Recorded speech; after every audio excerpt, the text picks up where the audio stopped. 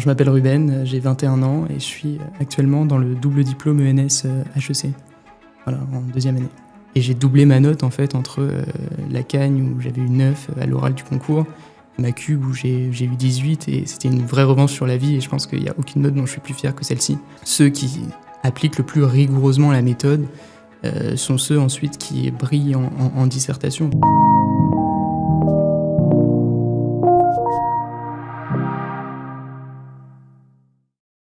Salut Ruben, Salut, ça va? très bien et toi? Eh ben nickel, très content en tout cas de t'avoir et de pouvoir échanger avec toi. On va revenir assez largement sur ton parcours depuis tes années lycée jusqu'à ton intégration. Peut-être juste te présenter en 30 secondes, on reparlera de tout ça évidemment, mais te présenter rapidement. Alors, je m'appelle Ruben, j'ai 21 ans et je suis actuellement dans le double diplôme ENS HEC, voilà, en deuxième année. Au lycée, comment est-ce que tu te débrouillais? Est-ce que tu étais un élève studieux? Est-ce que tu étais un élève qui travaillait pas trop mais qui avait des bons résultats? Comment ça se passait? Disons qu'au lycée Henri IV, on nous poussait à être studieux quand même, d'une façon ou d'une autre, même si j'ai jamais eu ce stress que certains ont connu, notamment pour l'année de terminale, et que j'ai toujours abordé les choses et le travail assez sereinement. J'étais très heureux d'être dans un bon établissement, même si, et ça je pense que c'est vraiment une spécificité du lycée Henri IV, dès le plus jeune âge, en fait, on nous prépare à l'idée de la prépa et à l'idée de l'intégration. Donc, alors même que je travaillais de façon un peu légère et détachée la plupart du temps, il y a toujours dans le fond de ma tête cette idée qu'il fallait se préparer pour la prépa et qu'il fallait aussi garder des forces pour les années à venir.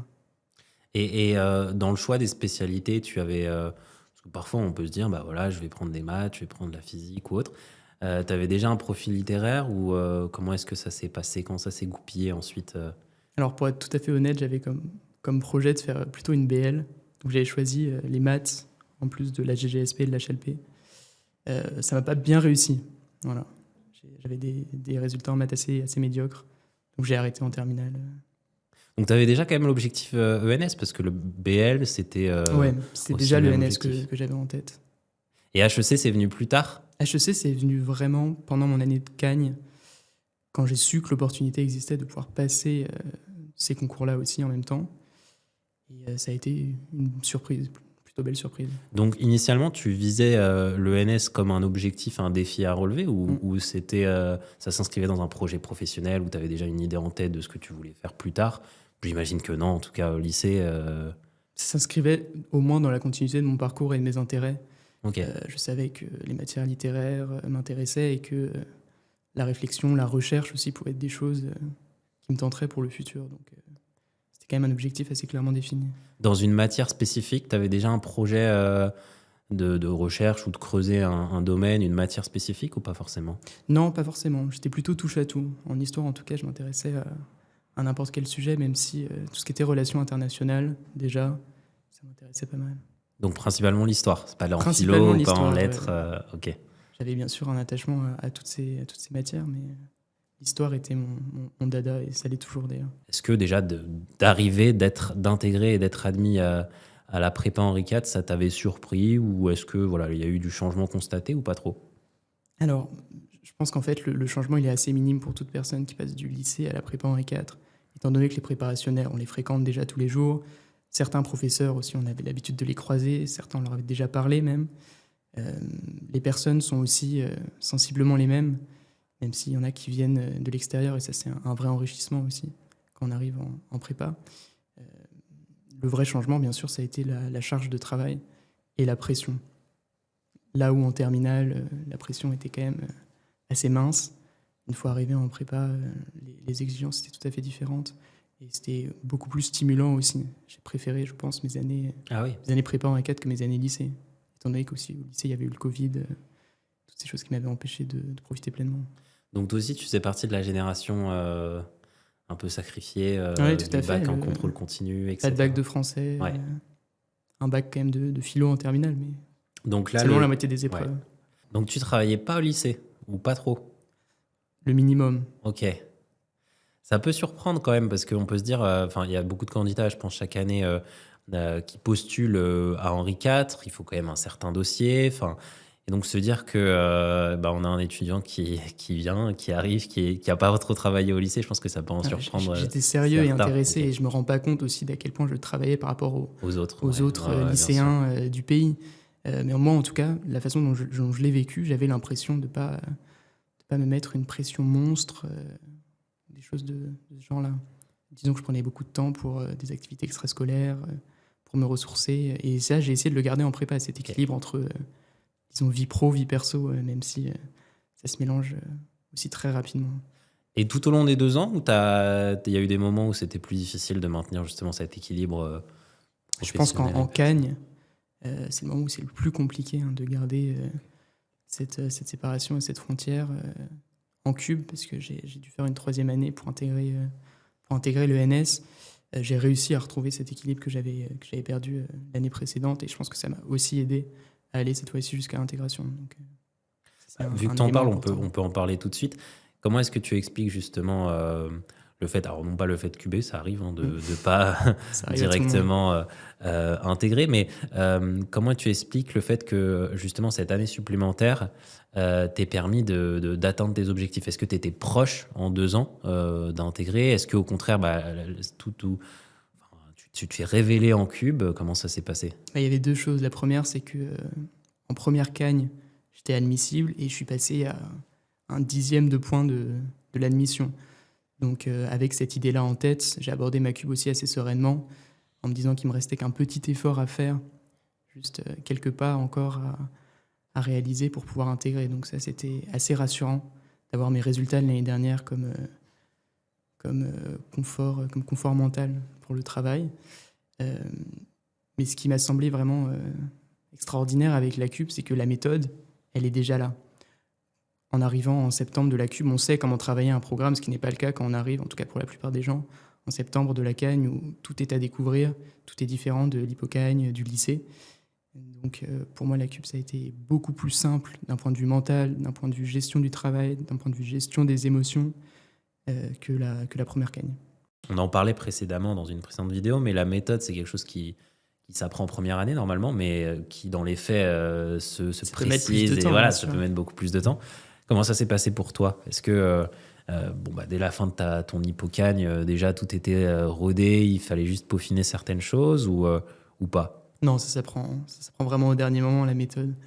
Euh, je pense qu'une fois qu'on a passé les concours, on a des perspectives totalement différentes sur la façon de les aborder, la façon de travailler leur préparation.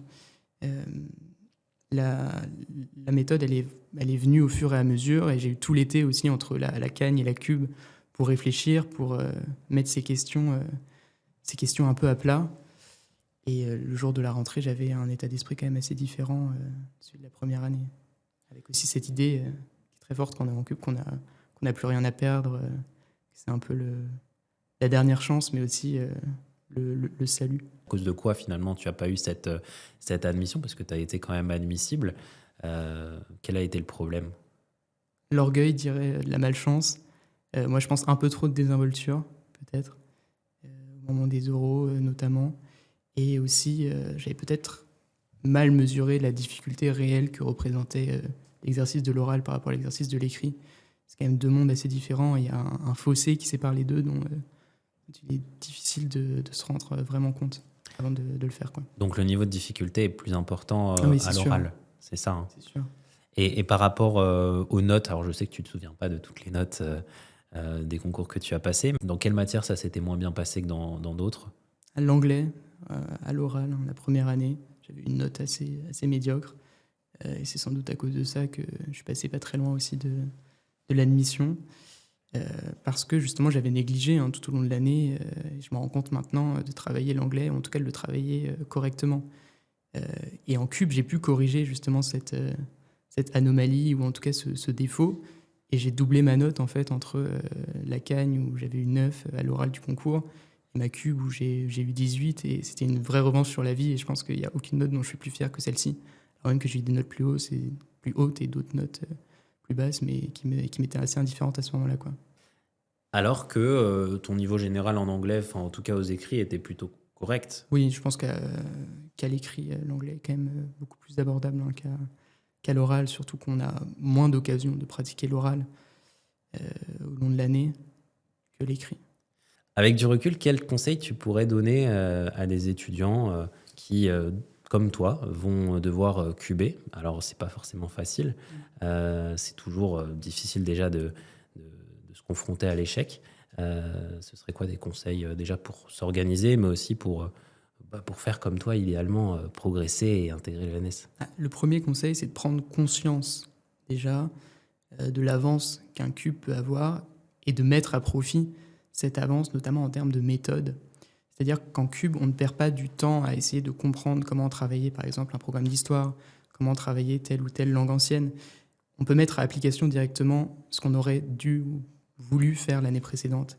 Et ça, c'est assez important. Le deuxième conseil que je donnerais, c'est de se projeter directement en fait, au moment du concours. De ne pas attendre le mois de février pour se rendre compte qu'il faut organiser ses révisions, qu'il faut commencer à préparer les oraux. Ça, on peut commencer à le faire dès le début de l'année quand on est en cube. Et le troisième, c'est aussi d'arriver à gérer un peu mieux souvent qu'on ne l'a fait en CAN, puisque c'est très difficile. Cet équilibre vie pro, vie perso, et la façon d'aborder les choses. Moi, en cube, j'ai justement, grâce à cette, entre guillemets, avance en termes de méthode, pu prendre plus de temps pour moi, pour me ressourcer et pour travailler aussi de manière plus efficace. Voilà. Donc ça libère du temps, il faut mettre à profit ce temps, mais il faut aussi prendre ce temps pour faire d'autres choses que travailler. Ça, c'est le vrai avantage comparatif de la cube sur la CAN. Apprendre de ses erreurs étant aussi, bien sûr, nécessaire pour progresser à ce moment-là. Et tu insistes beaucoup, c'est intéressant parce que tu insistes beaucoup sur la méthode, encore une fois. J'imagine que c'est une chose que tu fais aussi dans le cadre de l'enseignement qui tient avec les étudiants que tu as l'occasion de suivre dans le cadre de la prépa digitale de Mission Prépa. Ça compte autant que ça, la méthode, le jour J? Ah oui, j'en suis persuadé. Une bonne méthode, que ce soit sur une matière à dissertation ou sur une autre matière, déjà, elle vient en amont avec le travail, puisque le travail s'organise et on peut aussi essayer de développer une méthode de travail qui soit efficace, faire le tri entre les connaissances, certaines façons de faire des fiches, en langue, notamment apprendre du vocabulaire. Tout ça, c'est des éléments de méthode qui, selon moi, sont vraiment nécessaires à une bonne préparation. Et ensuite, au moment de l'épreuve, je pense qu'avoir un cadre de méthode assez clair, avoir une idée précise de ce qu'il faut faire et de ce qu'il ne faut pas faire, de ce qu'il faut éviter, ça aide, hein, ça donne de l'aisance, ça donne de la confiance, ça donne aussi du tranchant intellectuel à ce qu'on fait. Moi, je le vois très bien avec mes élèves.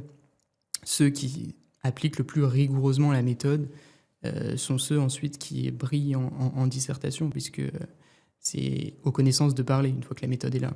Sans la méthode, les connaissances ne sont jamais valorisées dans une copie. En tout cas, c'est difficile de montrer qu'on a bien travaillé, de montrer au correcteur aussi qu'on est à l'aise avec un sujet. Qu'on est au stade de se demander, alors même que c'est le jour du concours, s'il faut faire 2 ou 3 sous-parties, se poser ces questions, c'est plus tellement le moment de le faire. Et avec une bonne méthode, je pense que la fluidité va de pair. Par rapport au sujet de concours, dans les derniers concours blancs qui précédaient ton dernier concours, ton dernier vrai concours, comment est-ce que ça s'était passé dans les différentes matières? Est-ce que tu le sentais bien? Est-ce que tu te distinguais dans la promo? En première CAN, bon, je pense pas avoir eu un niveau suffisant pour me distinguer de mes camarades qui étaient par ailleurs très bons. Mais c'était pas ça le point important, je pense. Surtout qu'à Henri IV, le niveau est tellement élevé que même si tout au long de l'année on n'a pas eu des notes qui dépassaient celles de la moyenne, le jour du concours tout reste possible. Je ne sais pas si c'est tellement le cas en fait dans d'autres prépas, même si la notation évidemment au concours est parfois assez différente de celle que les profs jugent. Mais moi, ce qui me semble important, en fait, quand on arrive au dernier concours blanc, donc à ceux que les élèves actuellement viennent de passer, et aux derniers entraînements, et ça vient d'un conseil que ma prof d'histoire en CAN m'avait donné, c'était d'appliquer la méthode qu'on voulait appliquer le jour du concours. C'est-à-dire de prendre vraiment ce dernier concours blanc comme une excuse ou un prétexte pour mettre en œuvre tout ce qu'on n'avait pas réussi à mettre en œuvre jusqu'alors. Typiquement, la relecture. Si on ne se relit pas Et ça, je l'ai entendu dire de nombreuses fois, et aujourd'hui, je le répète encore, et c'est resté gravé dans mon cerveau. Si on ne se relie pas le jour du dernier concours blanc, il y a peu de chances qu'on se relise le jour du concours. Si on ne gère pas son temps au dernier concours blanc, il y a peu de chances qu'on gère son temps le jour du concours. Et ça, je suis persuadé, après avoir passé quand même 2 fois le concours, plus les épreuves des écoles de commerce et des oraux, que c'est vrai. On n'innove pas le jour du concours, on ne se montre pas meilleur en termes de méthode qu'on ne l'était avant. C'est pour ça que cette période de l'année est décisive, celle qui arrive juste avant les concours, pour fixer ces détails et ne plus avoir qu'à se concentrer sur les connaissances, sur la performance, sur l'écrit le jour J. Dans ta préparation aux écrits, justement, comment tu t'organisais? Alors pour les révisions, moi je faisais un petit peu comme bon me semblait. Là où je sentais avoir des lacunes, j'essayais d'appuyer un peu plus fort. C'est vraiment la semaine qui précédait le concours que j'ai organisé une espèce de planning qui n'était pas très rigoureux et que je n'ai pas tout le temps respecté non plus, simplement pour faire un peu de chaque matière chaque jour, histoire de ne pas perdre la main et d'être aussi le plus rassuré possible en arrivant aux épreuves. Mais je pense qu'il est important déjà d'arrêter de travailler quelques jours avant, au moins 3 ou 4, pour laisser son cerveau s'aérer et de ne pas non plus prendre trop au sérieux cette injonction à tout retravailler, tout revoir. Je pense que en fait, le gros du travail est fait avant. Les révisions, c'est pour se rassurer et c'est surtout important d'un point de vue psychologique. Je ne suis pas sûr qu'on apprenne vraiment des choses à ce moment-là. Et ta préparation aux oraux était identique à celle des écrits? Tu les préparais en même temps? Ou tu te concentrais quand même sur les écrits? Parce que bon, avec une admissibilité l'année précédente, on pourrait se dire que voilà, c'était une formalité, entre guillemets, l'admissibilité pour toi. Est-ce que tu préparais les deux de pair, ou tu priorisais quand même les écrits d'abord et les oraux ensuite? Non, ça se prépare ensemble et d'ailleurs la plupart du temps ça se complète aussi. Enfin, il y a plein de matières où, comme il n'y a pas, en tout cas pour le NS-ULM, de programme à l'oral qui soit différent du programme à l'écrit, le travail pour l'écrit alimente le travail pour l'oral et le travail pour l'oral alimente le travail pour l'écrit. Donc commencer le plus tôt possible, c'est à mon avis une des clés aussi pour réussir. Il y a d'autres matières effectivement où c'est assez compliqué, notamment l'histoire, de travailler 2 programmes en même temps. Bien sûr, il faut essayer et il faut s'y mettre, mais c'est normal, une semaine avant son oral, de continuer à bachoter un petit peu. C'est moins le cas pour d'autres matières, je pense. On en a parlé un petit peu, on continuera à en parler des oraux, mais qu'est-ce qu'un bon oral à l'ENS selon toi? Un bon oral, c'est déjà un oral où on n'arrive pas en tremblant, je pense. On a la voix posée. On fait abstraction aussi des 10 ou 15 personnes qui peuvent composer le public. Et on se concentre simplement sur le sujet qui nous a été donné, sur ce qu'on veut transmettre, aussi l'envie d'être ici et d'aller plus loin. Je crois que ça se sent d'ailleurs quand on est face aux examinateurs. Il faut montrer qu'on a envie d'y aller, qu'on a envie plus tard d'être leurs collègues, leurs camarades, d'intégrer cette école. Et je pense que si on arrive avec ce sourire et cette idée-là, une fois que la préparation, bien sûr, s'est bien passée, puisque tout peut arriver aussi, c'est un bon plus. Donc beaucoup de conseils de forme finalement. Beaucoup de conseils de forme, parce que les connaissances, de toute façon, c'est up to everybody. Chacun fait de son mieux et on peut pas, même en tant que professeur, on ne peut pas avoir tellement d'influence sur l'apprentissage que les élèves font de leur cours. Par contre, la méthode, c'est à mon avis ce plus qui fait la différence. Et pour revenir à ta question sur ta question, qu'est-ce qu'un bon oral, je pense aussi que en fait, ça fonctionne un peu en vase clos. Disons qu'il est aussi difficile de savoir ce qu'est un bon oral au moment où on le passe. On a parfois des très bonnes surprises et parfois de très mauvaises surprises. Donc ça sert à rien d'entrer dans un état de désespoir et de mélancolie profond après un oral. Il faut se concentrer sur la suite. Et je trouve que c'est beaucoup plus dur, voilà, d'évaluer ses performances à l'oral qu'à l'écrit. Donc à partir du moment où on y va avec l'envie et on traite un sujet avec le cœur, même si ça s'est mal passé, au moins on aborde les suivants avec de la confiance. Une autre difficulté, ça a été peut-être la préparation des épreuves des écoles de commerce en parallèle. Dans ce passage des 6 heures à 4 heures, est-ce que tu as rencontré des difficultés? Est-ce que tu étais déjà préparé à l'exercice? Je m'étais jamais entraîné à l'exercice, en fait, de la dissertation en 4 heures ou de la synthèse de documents ou de l'épreuve de langue. J'y suis allé un petit peu en touriste, j'avoue. Mais je pense qu'une bonne préparation en fait, des écrits de l'ENS, de la BEL, permet de performer. Je pense que l'ouverture de cette filière est aussi faite pour ça, pour nous donner une chance à nous, les littéraires, de briller dans les concours des écoles de commerce.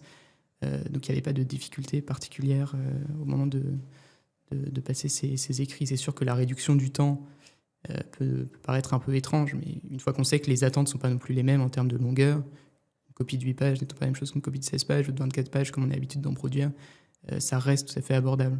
Je pense que le vrai piège, et moi je suis un peu tombé dedans, et j'ai eu de la chance et ça s'est quand même bien passé, c'est de ne pas du tout se préparer sur les épreuves les plus spécifiques à la filière BCE.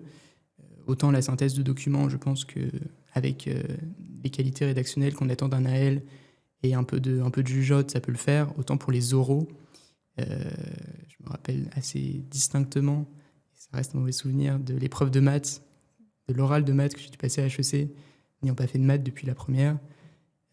Là, j'aurais aimé me préparer un peu plus, j'avoue. L'épreuve de logique, qui est en fait des maths. Mais HEC, finalement, tu l'as quand même rejoint, donc Oui. comme quoi c'est possible. Justement, si on passe de l'autre côté, à l'ENS, déjà, surprise ou pas surprise d'être admis finalement? J'imagine que c'était dans la continuité et tu étais suffisamment confiant en sortie des oraux pour te dire que sereinement ça... Ça reste une bonne surprise. Et quand on a déjà échoué une fois, on est d'autant plus content d'intégrer après cette deuxième tentative. Donc, j'étais plus sûr de rien au moment où les résultats tombaient. Bien sûr, très content d'intégrer et de rejoindre les cohortes de l'ENS, ça c'est sûr. Et arrivé à l'ENS, alors on le sait qu'à Henri IV, vous avez plus d'informations peut-être parce que vous avez ce système de parrainage et vous avez toute cette relation avec l'école aussi. Mais tu t'attendais à ça ou il y a eu des surprises que tu as constatées à ton arrivée à l'ENS et ensuite à HEC? C'est une école qu'on fantasme beaucoup quand on est en prépa et on ne se rend pas vraiment compte de ce qu'on y fait assez concrètement en termes de travail. Donc plutôt surpris par l'organisation des cours, du parcours académique, aussi par la diversité de profils qu'on y trouve. Puisqu'il n'y a pas que des littéraires d'AL, d'Henri IV, à l'ENS, il y a aussi des gens de plein d'autres départements. Et ça, c'est aussi une ouverture par rapport à la prépa que j'ai trouvé super enrichissante. Et alors, qu'est-ce qu'on y fait? On peut y faire tout ce qu'on veut. Et ça, c'est la grande force de cette école, selon moi. Vous voyez, je suis aujourd'hui à HEC, je n'ai pas mis un pied à l'ENS depuis quasiment un an étant en étalement. On peut y prendre des cours dans n'importe quel département. Moi, je suis au département d'histoire. Ça ne m'a pas empêché de prendre des cours au département de lettres, au département de philo. Et si j'en avais eu le courage ou la volonté de prendre des cours au département de physique ou de mathématiques, on n'y est pas obligé de faire de la recherche. On peut préparer d'autres concours, que ce soit la grecque ou les concours de la fonction publique. On peut intégrer d'autres écoles, on peut partir à l'étranger. Donc on y fait un peu ce qu'on a envie de faire pour s'épanouir soi-même. Super. Alors, tu as choisi d'enseigner désormais et de transmettre les connaissances qui étaient les tiennes en prépa et toujours aujourd'hui. Est-ce que tu vois une continuité avec ce que tu fais dans le département d'histoire? Bon, maintenant, tu es à HEC, mais est-ce qu'il y a quand même une certaine continuité dans ton parcours et ton expérience dans l'enseignement en retour peut-être dessus? Je pense que l'ouverture à la recherche qu'on a à l'ENS avec la rédaction de mémoires ou de mini-mémoires et ce travail aussi très approfondi en histoire, notamment sur les sources, ça aide pour passer du côté enseignement, en tout cas pour des prépas, puisqu'on a déjà les clés de compréhension d'un programme, mais aussi les connaissances nécessaires et les compétences nécessaires pour aller approfondir certains points, pour aller faire des recherches de notre côté, pour enrichir les perspectives des élèves. Et c'est pour ça que je pense qu'un bon prof de prépa et un prof qui se passionne aussi à côté pour la recherche. Super. Bon, j'ai l'habitude de poser cette question. Qu'est-ce qu'on peut te souhaiter?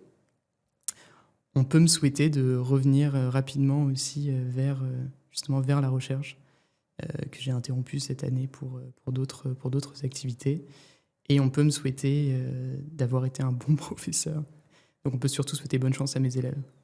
Super. Bon, ils en ont plus besoin que moi. Ouais, évidemment. Bonne chance à tous les élèves de prépa, en tout cas ceux qui préparent les concours, ceux qui entreront l'année prochaine en prépa.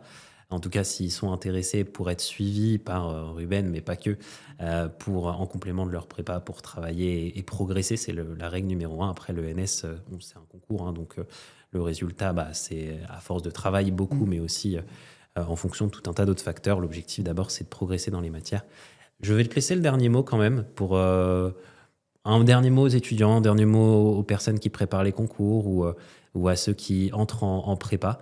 Quels conseils tu pourrais leur donner ou quels mots tu aurais à leur adresser? C'est de ne pas aborder le travail de façon utilitariste. C'est de s'y intéresser. À partir du moment où on s'y intéresse, l'énergie vient avec. Et normalement, avec un peu de détente aussi, tout se passera bien. Voilà. Merci beaucoup Ruben. À bientôt.